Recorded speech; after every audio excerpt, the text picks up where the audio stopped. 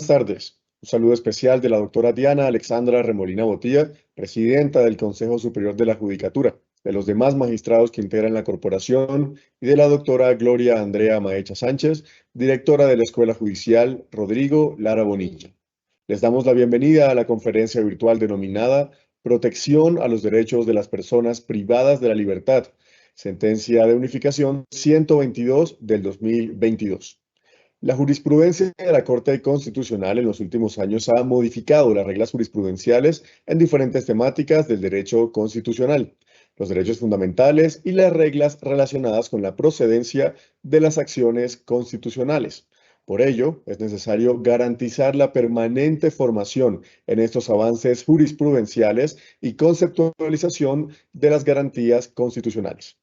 La Corte ha reiterado que mientras la persona privada de la libertad se encuentra en situación de subordinación en cabeza de la administración, surgen deberes de preservar la eficacia de su poder punitivo, el cumplimiento de los protocolos de seguridad, garantizar las condiciones materiales de existencia y las necesarias para la resocialización, pero a su vez asegurar el goce efectivo de los derechos fundamentales de los internos que pueden limitarse dentro del marco impuesto por la Constitución, las leyes, los reglamentos y los principios de razonabilidad, utilidad, necesidad y proporcionalidad.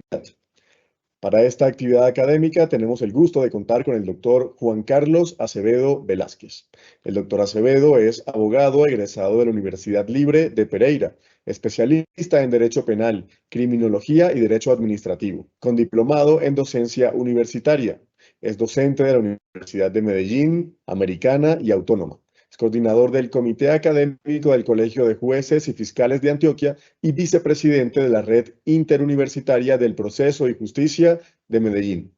Actualmente es magistrado de la Sala Penal del Tribunal Superior de Valledupar. Doctor Acevedo, es un gusto tenerlo con nosotros. Bienvenido. Tiene el uso de la palabra. Muchas gracias, doctor José Camilo Flores Rodríguez, profesional universitario de la Escuela Judicial Rodrigo Lara Bonilla, por esta invitación que me hacen.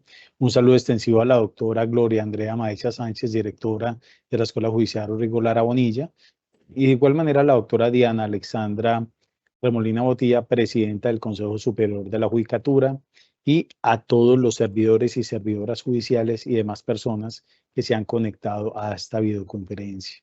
Hoy desde Valledupar tengo la oportunidad de hablar con ustedes sobre, como muy bien lo dijo doctor José Camilo, esta sentencia tan importante para nuestro país, que es la sentencia SU 122 del año 2022, que extiende el estado inconstitucional de cosas que viven las personas recluidas en establecimientos carcelarios a aquellas personas recluidas en centros transitorios de detención. Vamos a seguir la charla en dos partes. Primero hacer referencia a la sentencia de SU y posteriormente hacer referencia un poco a los subrogados penales que tenemos a nuestra disposición para que los podamos utilizar de manera más uniforme y de mejor manera. Tenemos aquí la sentencia SU 122 del año 2022 de marzo 31, donde la Honorable Corte Constitucional establece o extiende más bien el estado inconstitucional de cosas en las cárceles nacionales a todos los centros transitorios de detención de Colombia. Acá se hace referencia al decreto 2700 del año 91 del Código Nacional y Penitenciario y posteriormente a la ley 1409 del año 2014. Se habla de que existen diferentes reconocimientos de derechos, como son la dignidad humana, los derechos de la persona privada de la libertad y no solo el reconocimiento de la dignidad humana, sino el respeto que se deben de tener en los centros carcelarios y penitenciarios a esa dignidad humana, que es aquella que engloba todo nuestro Estado social y democrático de derecho. Pues por algo es el artículo primero, no solo en la Constitución Política de Colombia, sino en nuestro Código Penal y nuestro Código de Procedimiento Penal, porque precisamente es ella la que nos da los lineamientos para que nuestras acciones y decisiones estemos acorde a ese principio que llamamos dignidad humana y que en el derecho internacional conocemos como principio pro homine. En esta sentencia SU del año 2022, SU 122, se dan 9 órdenes dirigidas a diferentes autoridades y entidades encargadas del sistema penitenciario y carcelario para tratar este estado inconstitucional de cosas en el cual nos encontramos.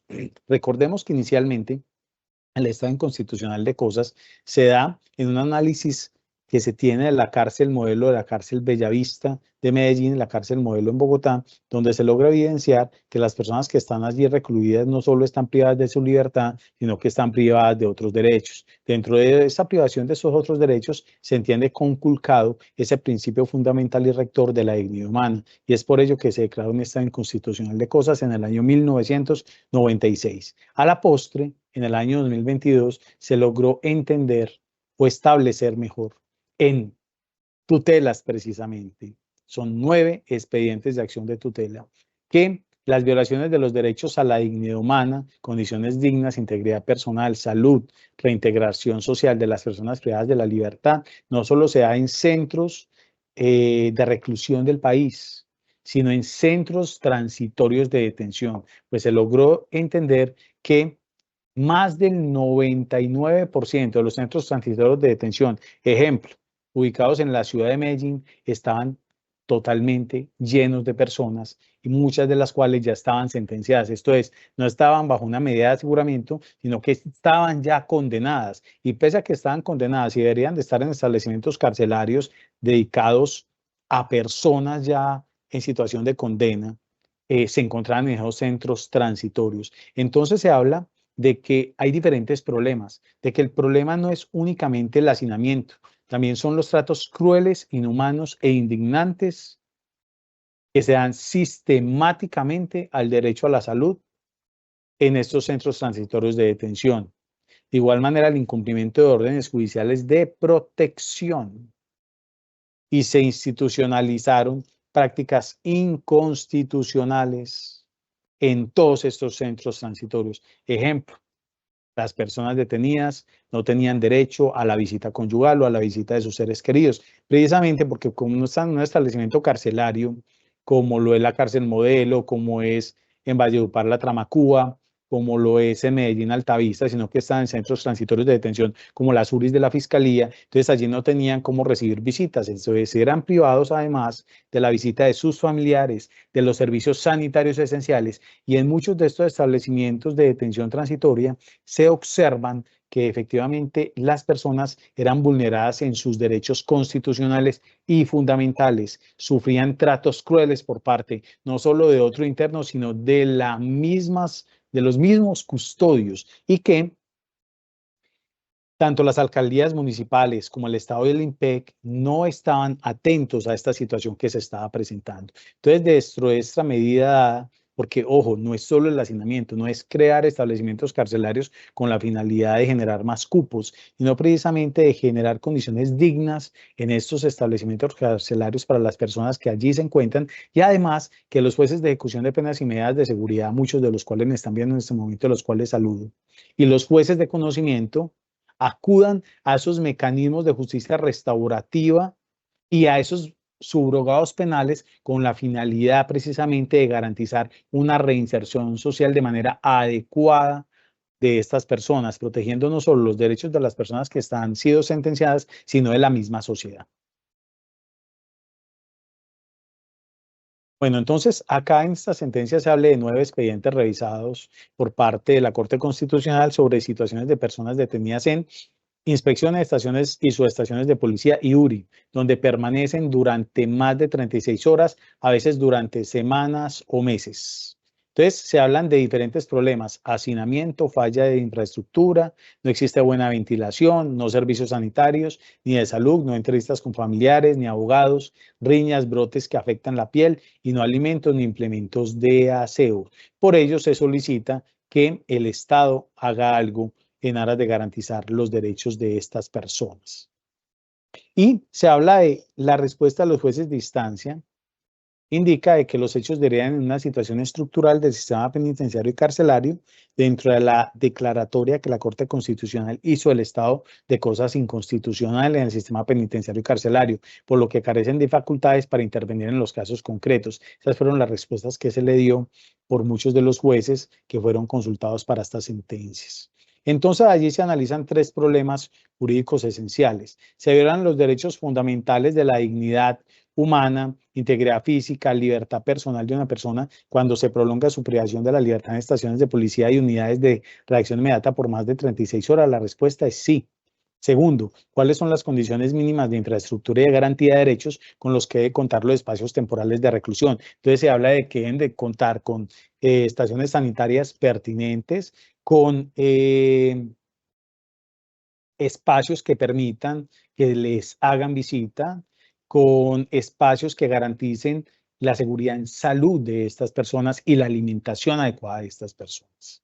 Como tercer problema, ¿cuáles son las autoridades estatales con la competencia y obligación legal de garantizar las condiciones dignas de detención en esta población, que por el hacinamiento en cárceles y penitenciarías no han sido trasladadas a lugares de reclusión ordinarios? Y aquí se hablan de alcaldías, se hablan del INPEC y diferentes instituciones. Entonces, acá se hace un análisis del derecho a la libertad personal, el cual es una garantía constitucional y fundamental que está consagrado en los artículos 6, 17 y 28 de la Constitución Política de Colombia. Y se dice, la libertad puede estar sujeta a restricciones definidas expresamente en la ley y atender a criterios de razonabilidad y proporcionalidad. Eso es claro, pero esa detención no priva de otros derechos que tienen los procesados o los sentenciados ya en establecimientos carcelarios. Recordemos que acá ya no se habla necesariamente de las personas que ya han sido condenadas, sino precisamente de las personas que están siendo procesadas. Ni siquiera ni siquiera han sido vencidas en juicio. Todavía tienen la garantía de la presunción de inocencia, pero están en establecimientos o centros transitorios donde ni siquiera tienen los servicios sanitarios adecuados, donde muchas de estas personas están sometidas a tratos crueles, inhumanos. ¿Sí? No significa que las personas condenadas tengan el deber de afrontar eso, no, por supuesto, en lo absoluto tampoco. Pero además, no solo no están condenados, sino que están en un proceso y están bajo estas condiciones cuando están privados de la libertad. También se habla de que la detención preventiva, a diferencia de las penas, es absolutamente excepcional. Entonces, por eso también se hace un llamado a los jueces con funciones de control de garantías para que traten la privación de la libertad bajo detención preventiva en establecimiento carcelario o intramuros de manera excepcional, como realmente debe ser, como la última ratio de la última ratio de la última ratio, la última ratio del derecho penal, la última ratio dentro del derecho penal, la privación de la libertad, y la última ratio dentro de la privación de la libertad, la privación intramuros. Por ende, debe tratarse de esa manera, como medida excepcional y no como una medida casi generalizada que se da en algunas ocasiones respecto a ciertos delitos. Y se habla de obligaciones de protección frente a otros derechos fundamentales de los internos por parte de las autoridades. Se habla de diferentes causas que generaron esta situación en la política criminal, como los vacíos normativos en la distribución de competencias, como los altos índices de criminalidad en el país, la aplicación abusiva o excesiva de la detención preventiva y se habla de la regla del equilibrio decreciente. Allí lo tocó inicialmente la sentencia de tutela 388 del año 2013, donde se habla por primera vez, por lo menos en aplicación al INPEC o a las personas privadas de la libertad, de la regla del equilibrio decreciente, que consiste en que solo se puede ingresar el número de personas igual o solo puede ingresar un número de personas igual al que han salido en libertad. Eso es equilibrio decreciente. Entonces se habla de la necesidad de suspender esta regla del equilibrio decreciente. La regla del equilibrio decreciente sale en esta sentencia de tutela con la finalidad de generar hacinamiento y lo que trae consigo el hacinamiento, como enfermedades, como vulneración a derechos constitucionales, en el sentido de todo lo que genera tanta cantidad de personas en una celda que a veces se tienen que turnar para dormir. Entonces se habla de que la necesidad de la suspensión de esta regla del equilibrio decreciente, toda vez de que las personas que están ya privadas de la libertad en centros transitorios de detención, precisamente en virtud de esta regla, que no pueden ingresar a los establecimientos carcelarios, están viéndose vulnerados sus derechos con mayor fuerza si estuvieran en un establecimiento carcelario y penitenciario, que tienen generalmente las condiciones para recibir personas privadas de la libertad, a diferencia de las URIs, porque son centros transitorios, no centros permanentes de detención. Y se habla de que las entidades territoriales, sobre todo las alcaldías municipales, han omitido sus obligaciones legales con la población procesada. Recordemos que son las alcaldías municipales las que tienen la obligación de mantener las cárceles municipales y generar presupuesto para ello. Y no se pueden hacer, me disculpan la expresión tan coloquial, los locos con esta situación. Tienen que dar el presupuesto suficiente para garantizar que en estas cárceles municipales se les garantice el derecho a estas personas. Esto es, cuando hay población transitoriamente detenida, los encargados son los entes territoriales, y los entes territoriales se logró demostrar con el análisis que hizo la Corte Constitucional, no están cumpliendo con la obligación constitucional de garantizar los derechos de las personas que se encuentran detenidas. Y el hecho de que estén siendo procesadas no significa que hayan sido condenadas. Por ende, no es dable que se indiquen con algunas personas, e incluso si fueran condenadas, algunas personas del Ejecutivo, que precisamente estas personas que están privadas de la libertad debieron haber pensado antes de haberlo hecho para evitar que esto sucediera. Eso no es de recibo en nuestro país, no es de recibo en una sociedad humanitaria donde se garantiza el derecho pro homine. Por el solo hecho de ser humano tenemos unos derechos innanes a nosotros y que deben de ser respetados por lo menos en su mínimo. Entonces allí se dan unas obligaciones a las alcaldías municipales. Se habla de que el estado inconstitucional de cosas del sistema penitenciario y carcelario se extendió a los centros de detención transitoria, lo que he dicho ya alrededor de mi charla. Se dice que es necesaria la intervención del juez constitucional para orientar a las entidades de orden nacional y territorial para resolver la vulneración de las garantías constitucionales, y esta situación exige que el Estado tenga actuaciones, medidas urgentes y efectivas para lograr estándares constitucionales de garantía de respeto humano, y se ordena, dentro de otras, al Consejo Superior de la Judicatura para que adopten medidas administrativas y financieras necesarias para la creación de una sala especial de seguimiento para la vigilancia del Estado inconstitucional y el cumplimiento de medidas establecidas. Hemos observado cómo el Consejo Superior de la Judicatura se ha venido preocupando precisamente por el seguimiento de este tipo de situación que se dan en los centros carcelarios y penitenciarios, y por intermedio de la Escuela Judicial Rodrigo Lara Bonilla también a la capacitación permanente a jueces de ejecución de penas y medidas de seguridad y jueces de conocimiento en la capacitación de juzgados penales, precisamente con la finalidad de poder solventar estas situaciones para que se dé mayor aplicabilidad a esta concesión de beneficios. Se hablan de diferentes planes, ya se habla de un plan de acción de 6 años, donde incluye a la Fiscalía General de la Nación, a la rama judicial, sobre el uso excepcional de la detención preventiva. También se habla la ampliación de cupos en los establecimientos carcelarios, se habla de la suspensión de la regla del equilibrio decreciente, que ya les hice referencia hace un momento.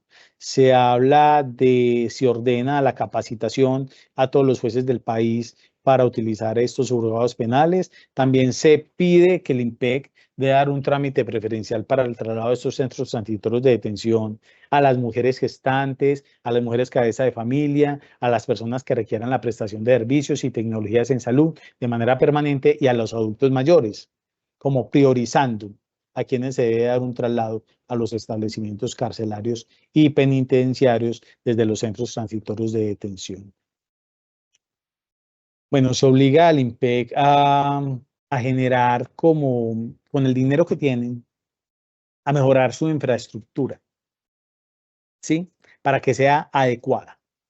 De igual manera, a las entidades territoriales, para que bajo su jurisdicción, esto es en las inspecciones de policía, estaciones o estaciones de policía, URIs y centros similares, dentro de los 4 meses siguientes a la notificación de la sentencia, que fue en marzo 31, garanticen que del año 2022, garanticen que las personas privadas de la libertad en estos lugares cuenten con las condiciones mínimas de alimentación, acceso a baños, ventilación y luz solar suficientes, así como la separación entre hombres y mujeres y entre menores y mayores.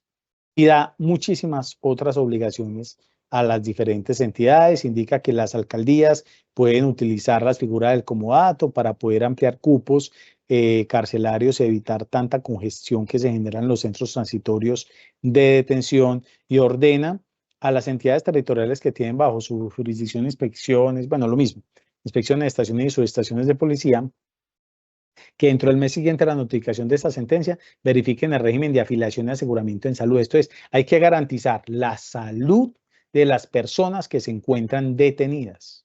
Y una vez garantizadas, efectivamente, pues, garantizar es brindarles la salud. Por ello hay muchas acciones de tutela precisamente en contra de los establecimientos carcelarios, sea precisamente por la situación que se genera en cuanto a la afectación o la carencia de un sistema de salud adecuado por parte del INPEC. Sin embargo, eso se ha venido mejorando y eso se ha hecho precisamente en virtud de esta situación presentada por parte de la Honorable Corte Constitucional, donde los obliga a realizar este tipo de convenios y organizar este tipo de contratos con las entidades prestadoras de salud y las empresas prestadoras de salud.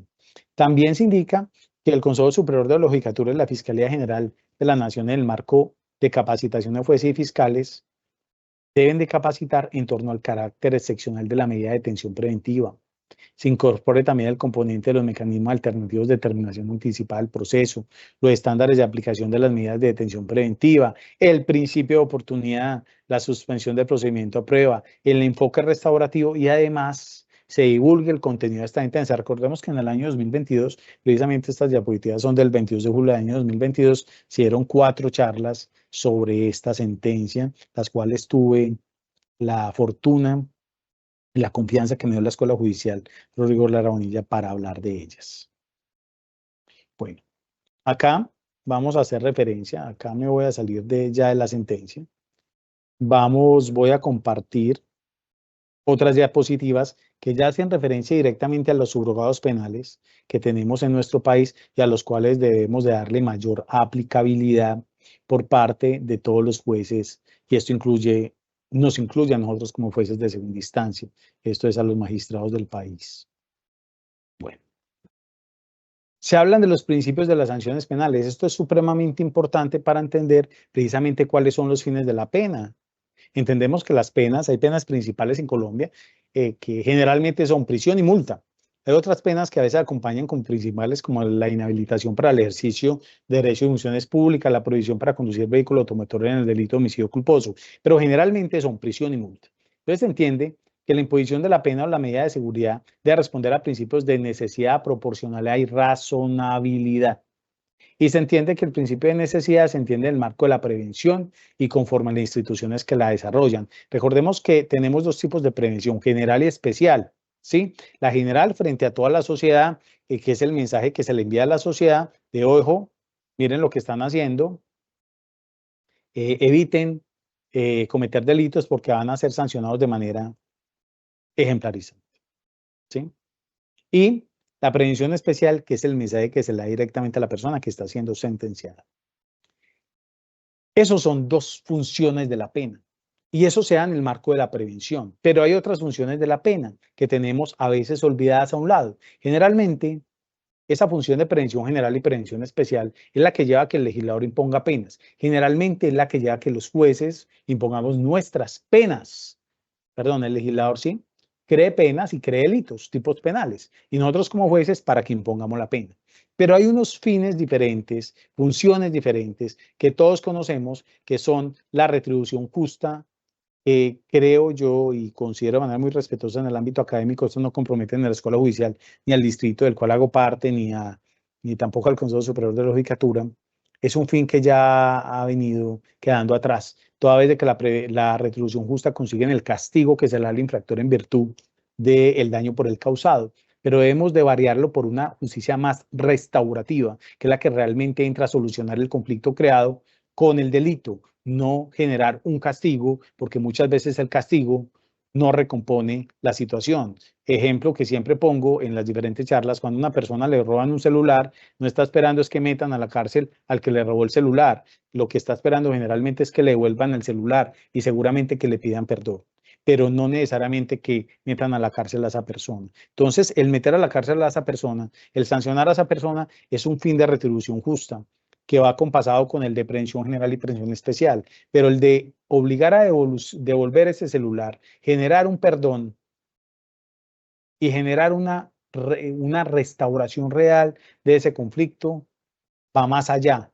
y eso realmente termina solucionando el conflicto generado con el delito. Entonces tenemos la reinserción social, que es la que habla la sentencia CU 122 del año 2022, la estamos dejando a un lado, porque ¿cómo vamos a hablar de reinserción si le tenemos sesgado y cercenados todos los derechos fundamentales a estas personas? O sea, no tienen baterías sanitarias, no tienen visitas, sufren tratos crueles al interior. ¿Qué reinserción social se está generando? ¿Qué reinserción social? Estas personas cuando salgan más adelante en la sociedad, ¿qué tipo de conductas van a desarrollar? Cuando generalmente va a salir con rabia hacia el Estado y hacia la sociedad. Pero si generamos un ambiente sano, un ambiente tranquilo, recordemos que están ya privados de la libertad, es un derecho por excelencia que realmente genera bastante afugia psíquica. Es más, el solo hecho de tener un proceso penal genera una fugia psíquica sin ni siquiera estar privados de la libertad. Ahora imagínate ya privados de la libertad para que además la restringan otros derechos que tienen. Entonces, precisamente para lograr la reinserción social tenemos que acompasar con unos fines diferentes que son más restaurativos y a los cuales podemos acudir concediendo subrogados o beneficios penales. Para darle mayor dinamismo, no solo al proceso penal, sino precisamente buscando una solución efectiva del conflicto y evitando que esta persona más adelante salga a la sociedad como una persona de mal para seguir afectando a la sociedad. Y al contrario, yo salga como una persona de bien, precisamente respetando los derechos como sociedad y la protección al condenado. Inciso segundo es otro tema, pues, que no estoy muy de acuerdo. La prevención especial y la reinserción social operan en el momento de la ejecución de la pena de prisión. Eso de manera muy respetuosa me aparto un poco de ello. Ahora, vamos a ver por el tiempo que tenemos. Vamos a hacer referencia un poco a la prestación de servicios de utilidad pública. Recordemos que la prestación de servicios de utilidad pública es una ley que nace a la postre de esta sentencia.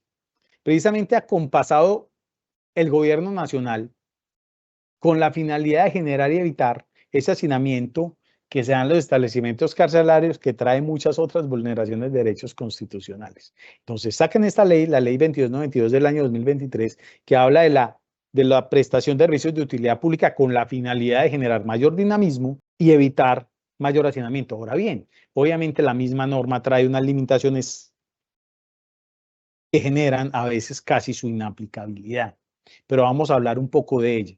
Miren, yo siempre digo, a mí me encanta una forma de sanción que tiene el sistema de responsabilidad penal para adolescentes, que es la prestación de servicios sociales a la comunidad. Me parece maravilloso porque es la mejor forma, en mi criterio personal y académico, en que el infractor puede retribuir a la sociedad por el daño causado. Y cuando hablamos de trabajos de utilidad pública, es una forma de prestación de servicios sociales a la comunidad, donde el infractor va a aprender trabajando y trabajando para la sociedad. Y de esa manera no solo va a restablecer los derechos de la sociedad, sino que va a introyectar dentro de sí mismo el respeto frente a la sociedad, frente a las víctimas que generaron con su conducta.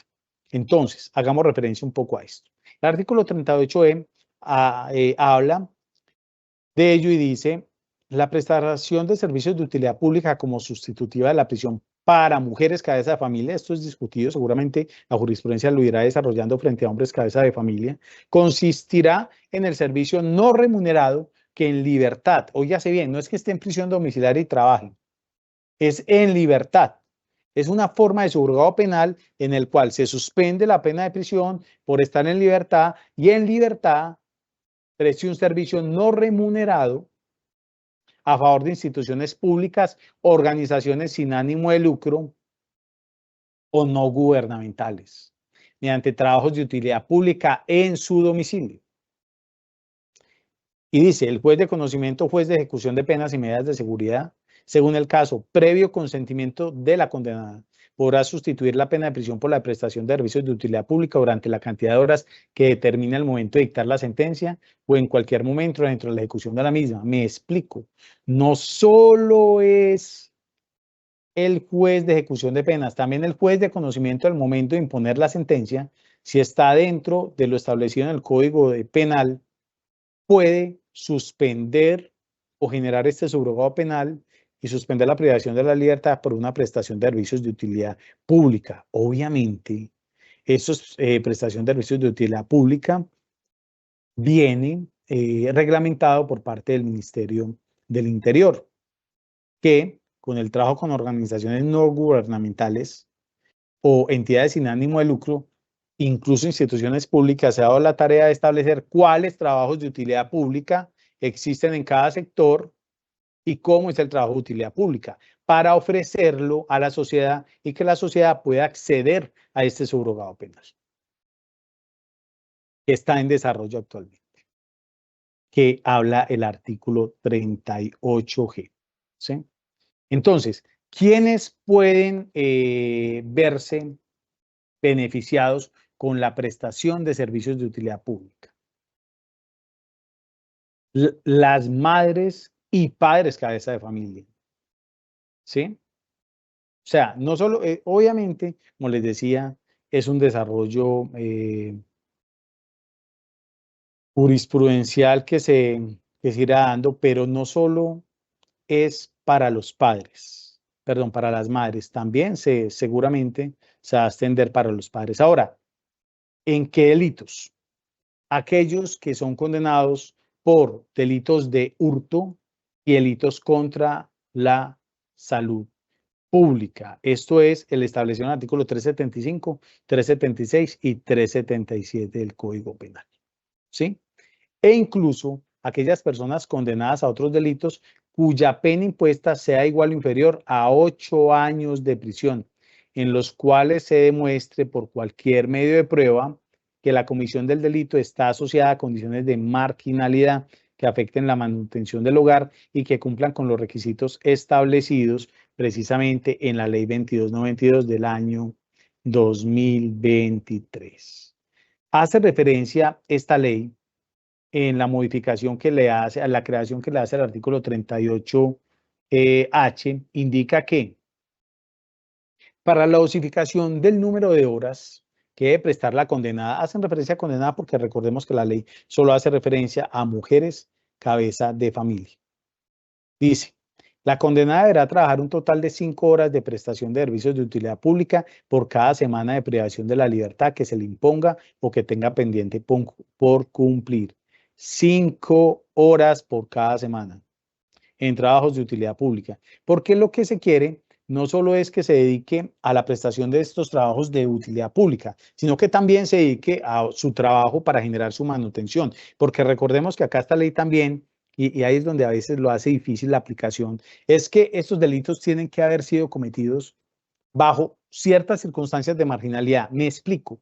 No necesariamente es que tenga que haber sido probado en la audiencia de juicio oral que efectivamente el delito se dio con circunstancias de marginalidad, porque allí entonces tendríamos que se daría la rebaja al artículo 56 del Código de las Penas, ¿cierto? Sino que efectivamente, pese a que no se logre demostrar en la audiencia de juicio oral, porque logra demostrar, pues no hay discusión. Pero si no se logra demostrar en la audiencia de juicio oral que efectivamente el delito se cometió bajo circunstancias de marginalidad, por lo menos que existe una inferencia, porque no se debe tener un conocimiento más allá de toda duda de que efectivamente la persona cometió el delito con circunstancias de marginalidad, sino que se tenga una inferencia razonable, ojo, es inferencia, de que la persona lo que lo pudo haber llevado a la comisión de delito son circunstancias de marginalidad. Entonces allí podrían entrar muchas circunstancias. Recordemos que mucha de la problemática social que existe en nuestro país, de mucha criminalidad, se genera precisamente por el factor o por el factor llamado pobreza. Esto no significa que cuando exista pobreza exista criminalidad, eso no es lo mismo, pero una de las generadoras precisamente de delincuencia y de criminalidad, uno de los factores creadores de ellos es la pobreza. Entonces podríamos decir de que no sería tan difícil lograr entrar a determinar de que a una madre cabeza de familia, y me atrevo a decir técnicamente un padre cabeza de familia, quien lo llevó a cometer ese delito fue una circunstancia de pobreza que se puede estar dentro de la circunstancia de marginalidad. o pobreza extrema o ignorancia, que permitan precisamente que se le pueda dar este subrogado penal de trabajo de utilidad pública, que recordemos son 5 horas semanales, porque el resto de las horas no es que no trabaje, la idea es que trabaje, pero para generar el sustento para su casa, porque además recordemos que debe ser madre cabeza de familia, como muy bien lo establece la norma y seguramente el desarrollo jurisprudencial padre cabeza de familia. Se dice que la jornada de prestación de servicios de utilidad pública no podrá ser superior a 8 horas diarias. ¿Sí? El mínimo 5 horas semanales y no puede ser superior a 8 horas diarias. ¿Eso quién lo determina? ¿El juez de conocimiento o el juez de ejecución de penas? Acorde al delito, a la gravedad del delito, a las condiciones socioculturales de la persona y además a las circunstancias que lo rodean. Esto es, pues si necesita trabajar o tener otro trabajo, pues no la puedo poner a trabajar 8 horas durante los 5 días, porque entonces le estoy generando sin sustento. Y precisamente si estamos hablando de una madre cabeza de familia es precisamente aquella persona que no tiene otra persona que le permita no solo el cuidado, sino además el sustento de su núcleo familiar, de su familia. La prestación de servicios de utilidad pública se deberá cumplir con un mínimo de 5 horas y máximo de 20 horas semanales. Y la prestación de servicios de utilidad pública no podrá interferir con la jornada laboral o educativa de la condenada. Porque, ¿cuál es la finalidad de este subrogado penal? Generar justicia restaurativa a partir de la prestación de servicios de utilidad pública. Entonces, si se pretende generar justicia restaurativa, no se puede generar justicia restaurativa interponiéndonos en su jornada laboral o en su jornada educativa, por si se está efectivamente preparando, si se está creciendo en su vida profesional, pues nada hacemos y le vamos a sesgar ese derecho al estudio, si lo vamos a limitar. Tenemos que dentro de los requisitos para la concesión de los servicios de prestación de utilidad pública como sustitutiva de la pena de prisión, tenemos que la pena impuesta debe ser igual o inferior a 8 años o se debe tratar de delitos establecidos en de hurto simple, hurto calificado, hurto agravado, tráfico, fabricación o porte de estupefacientes, conservación y financiación de plantaciones y el de destinación ilícita de inmuebles o inmuebles. Cuando se trate de esos delitos de hurto simple, hurto calificado y hurto agravado, es dable. Y la pena impuesta debe ser inferior, igual o inferior a 8 años. Que la condenada no tenga antecedentes judiciales, esto es una condena firme dentro de los 5 años anteriores a la comisión del delito, salvo que se trate de delitos culposos que tengan como pena principal o delitos que tengan como pena principal la multa, o que sean los mismos delitos del artículo anterior, porque si son los mismos delitos, entonces precisamente lo que se quiere indicar es que es una persona que de pronto ha venido sometida por las circunstancias de ignorancia, marginalidad o pobreza extrema a cometer estas infracciones. Por lo tanto, si son los mismos delitos, son condenadas por los mismos delitos, no está esta prohibición de la concesión de este beneficio. Sí se podrá conceder pese a que tenga ese antecedente penal. De igual manera, la condenada, como estamos hablando de una especie de justicia restaurativa por intermedio de un subrogado penal, se debe contar con la voluntad expresa de la condenada de vincularse libremente a la pena sustitutiva de prestación de servicios de utilidad pública. De igual manera, se debe demostrar que es madre cabeza de familia. También no se puede hablar o no puede haber concurso con el delito de uso de menores para la comisión de delitos, porque si estamos protegiendo no solo a las madres, sino a los hijos, porque eso tiene una doble protección, ¿sí? Frente a las personas que son madres cabeza de familia y frente, obviamente, a los hijos menores de edad que gozan de esa especial protección establecida en el artículo 44 de la Constitución Política de Colombia, pues no podemos conceder ese beneficio cuando se está hablando de un concurso de delito cuando la persona tuvo que ver con el delito de uso de menores para la comisión de delitos. Sería ilógico e incoherente. De igual manera que se demuestra que la comisión del delito está asociada a condiciones de marginalidad que afecten la manutención del hogar. Y la condenada debe de comparecer personalmente ante la autoridad judicial que vigile el cumplimiento de la pena cuando fuera requerida para ello. Cuando fuere requerida para ello. Es necesario que lo haga.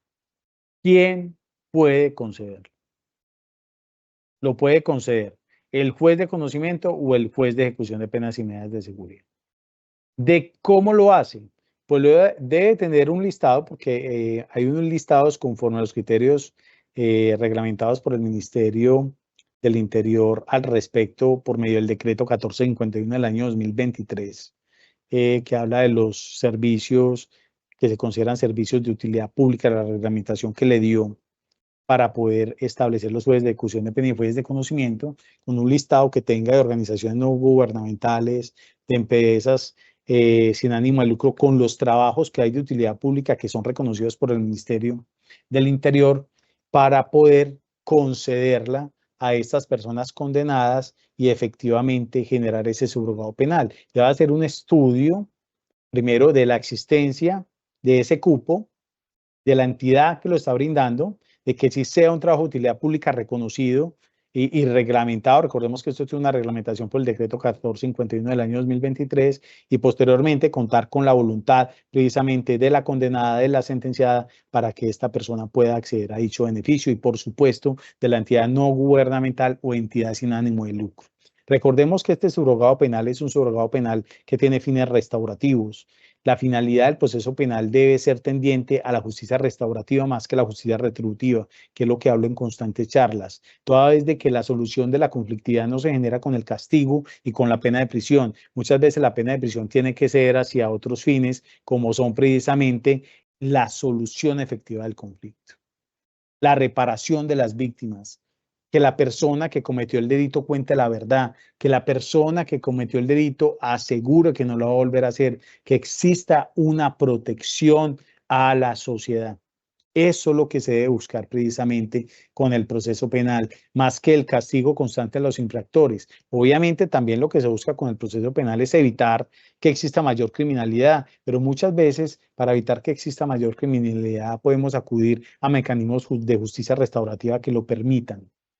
Ahora bien, por último, para terminar, miren, señores, a los que me están escuchando como jueces de ejecución de pena o jueces de conocimiento de segunda instancia, para conceder beneficios como la libertad condicional del artículo 64, si bien es cierto, hay delitos que aparece que son muy graves, muchas veces las negativas que se dan es por la gravedad de la conducta. Muchas veces que fue valorada o no valorada por parte de la primera instancia. Lo mismo la prohibición del beneficio de las 72 horas. Recordemos que esa grada de la conducta en muchas ocasiones debe de ser ante otros fines. Podemos acudir a mecanismos de justicia restaurativa que permitan que esa persona que ha sido sentenciada repare a las víctimas, así sea de una manera simbólica, que eso permita entender que efectivamente esta persona, al quedar en libertad o se le conceda ese subrogado, va a entrar a la sociedad como una persona bien y no va a delinquir, y eso va a menguar ese sustento que tenemos de no considerar los subrogados penales con fundamento en la gravedad de la conducta. De igual manera, recordemos que para el beneficio de las 72 horas, de poco, una sentencia que sacó con ponencia del honorable doctor Carlos Roberto Solórzano, la Sala de Casación Penal, donde el hecho de que tenga antecedentes administrativos no significa per se que se deba negar. Hay que analizar hasta qué punto esos antecedentes administrativos generan la nugatoria o la negativa de esa concesión de 72 horas, porque no necesariamente el hecho de que tenga esos antecedentes administrativos da lugar a ello. Puede ser una situación, una falta disciplinaria que quizás ya está solventada. No podemos tratar con el mismo rasero sin un análisis profundo y subjetivo precisamente de la situación en particular, en cada caso en particular, para poder tomar este tipo de decisiones como la concesión de libertad condicional. De esto era que les quería hablar un poco hoy, de la sentencia SU 122, explicarle un poco de qué se trata la misma y hablar un poco más a profundidad sobre los trabajos de utilidad pública establecidos en el artículo 38H del Código Penal. Le agradezco, doctor José Camilo, y le doy lugar al tiempo que tenemos para las preguntas. Muchas gracias. Muchas gracias al doctor Juan Carlos Acevedo Velázquez. Pues doctor, inicialmente tenemos un comentario, es el siguiente. A la par de la evidente vulneración de la dignidad, se alerta en el sentido que se puede generar responsabilidad extracontractual con eventual repetición a los funcionarios que no atiendan la obligación normativa. Es un comentario que hace uno de los asistentes a esta actividad. Gracias, doctor. Mientras hacen preguntas, generalmente hacen una pregunta, y es, ¿se puede hablar de la marginalidad o se puede determinar la marginalidad por parte del juez de ejecución de penas y medidas de seguridad? Claro, es que acá no se está hablando de que se haya demostrado en la audiencia de juicio oral con un conocimiento más allá de toda razonable de la circunstancia de marginalidad, sino que acá se está hablando de que se demuestre, por lo menos a título de inferencia, que la circunstancia que llevó a la condenada a cometer el delito pudo haber sido una circunstancia marginal, y eso puede ser demostrado ante un juez de ejecución de penas y medidas de seguridad, no con la finalidad de redosificar la pena, sino con la finalidad de conceder el subrogado penal. Pues queremos expresar nuestro agradecimiento especial hacia usted, doctor Juan Carlos Acevedo, por su generosa intervención. Gracias a los servidores y servidoras judiciales y a todas las personas que actúan en el sector justicia que se conectaron a esta conferencia virtual. Los invitamos a que nos sigan a través de nuestras redes sociales, Facebook, Instagram, X y YouTube, donde podrán encontrar información sobre todas nuestras videoconferencias, además de otras noticias de interés. Muchas gracias.